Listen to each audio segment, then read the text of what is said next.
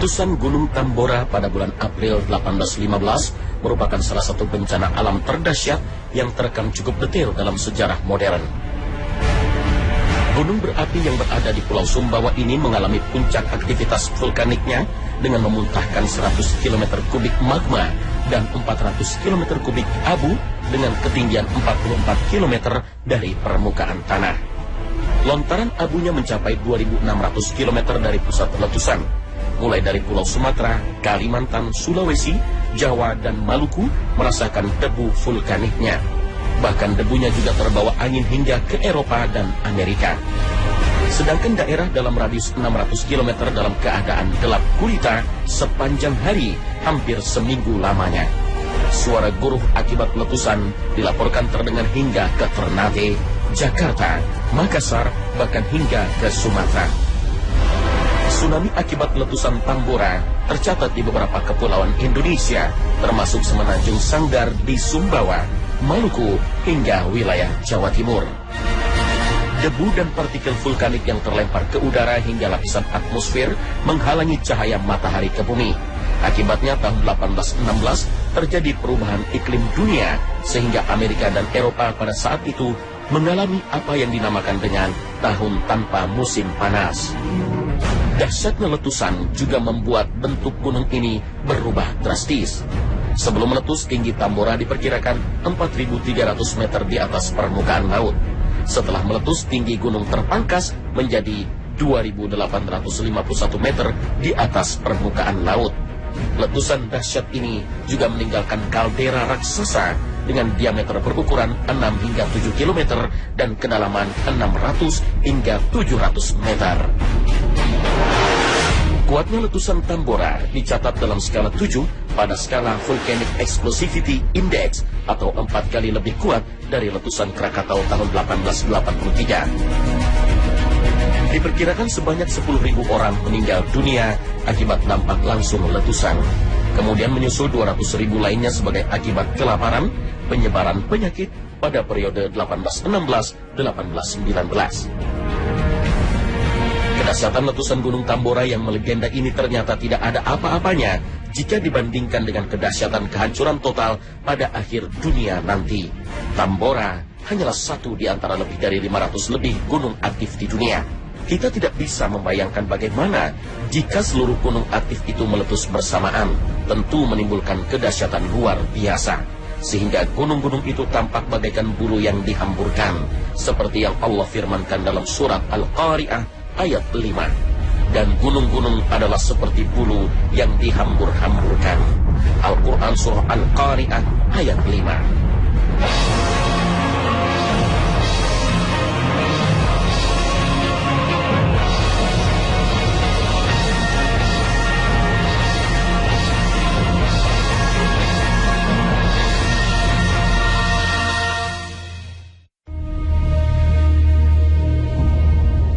Assalamualaikum warahmatullahi wabarakatuh.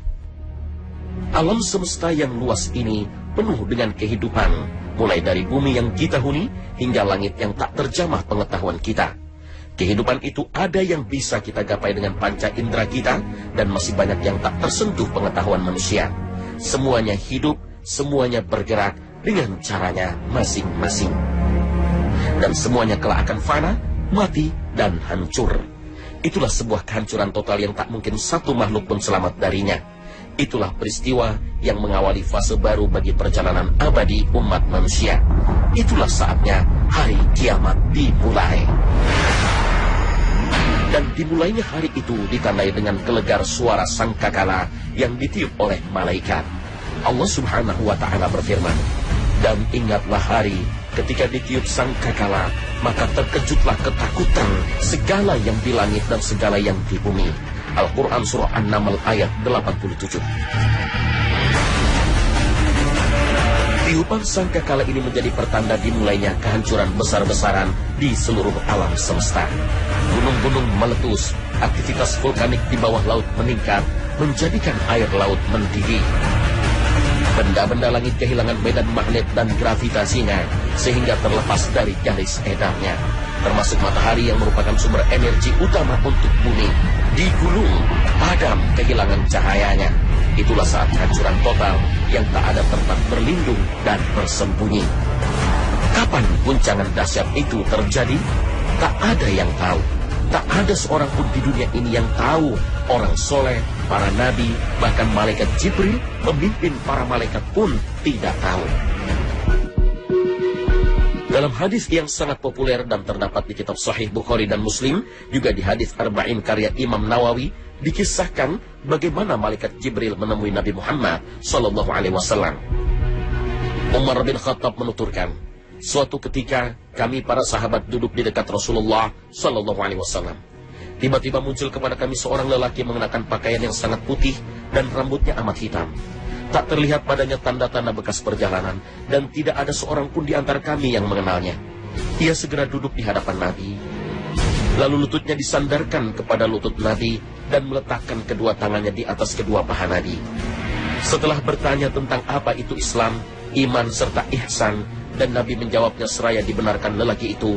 Kemudian ia bertanya tentang hari kiamat. Beritahukan kepadaku kapan terjadi kiamat. Nabi menjawab, yang ditanya tidaklah lebih tahu daripada yang bertanya. Beritahukan kepadaku tentang tanda-tandanya. Nabi menjawab, jika seorang budak wanita telah melahirkan tuannya, jika engkau melihat orang yang bertelanjang kaki tanpa memakai baju, miskin papa, serta pengembala kambing telah saling berlomba dalam mendirikan bangunan megah yang menjulang tinggi. Setelah lelaki itu pergi, Nabi bertanya kepada Umar, wahai Umar, tahukah engkau siapa yang bertanya tadi? Umar menjawab, Allah dan Rasulnya lebih mengetahui. Beliau bersabda, dia adalah Jibril yang mengajarkan kalian tentang agama kalian. Hadis riwayat Muslim.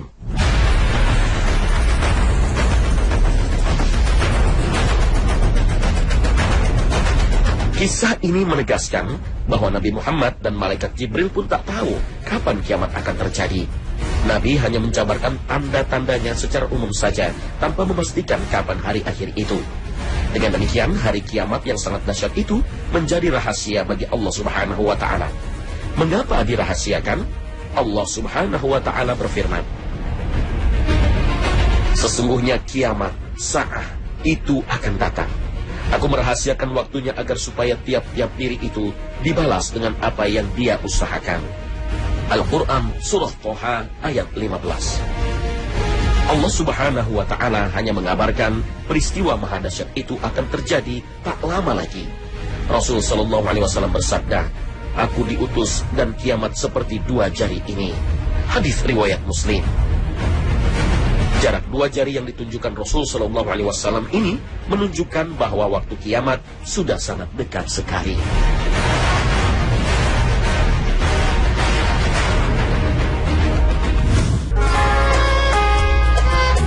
Begitu dahsyatnya kiamat, membayangkannya saja membuat hati takut.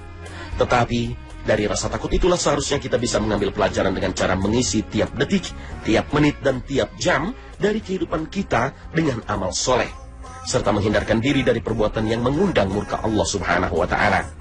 Sebelum datang hari ketika hubungan darah dan kekerabatan tidak lagi berguna, kita bantu kerabat dan saudara kita dengan saling menasehati dalam kebaikan dan kesabaran. Sebelum datang hari ketika harta tak lagi bermanfaat, maka pergunakanlah titipan ilahi tersebut pada jalan-jalan yang diridhoinya. Itulah di antara konsekuensi nyata beriman kepada hari akhir, hari perhitungan dan pembalasan bermula. Dan inilah awal dari terminal lain dalam perjalanan abadi manusia. Sebuah perjalanan yang kedahsyatan dan durasi waktunya tak terkira. Nah, pemirsa, tetap bersama Khazanah Perjalanan Abadi setiap hari pukul 5.15 sepanjang bulan Ramadan. Terima kasih atas perhatian Anda dan wassalamualaikum warahmatullahi wabarakatuh.